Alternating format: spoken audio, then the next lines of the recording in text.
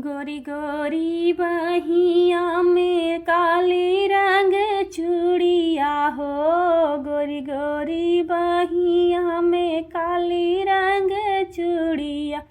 अरे आगल बागल सोहेला कंगनवा, सीता राम से बनी से चूड़ी पहिराई, समधी रम की बहिनी हो से चूड़ी पहिन, समधी रम की बहिनी। अरे गलिया की गलिया खोजैयार, हाँ सीता राम से बनी। अरे गलिया की गलिया खोजैयार, हाँ सीता राम से बनी।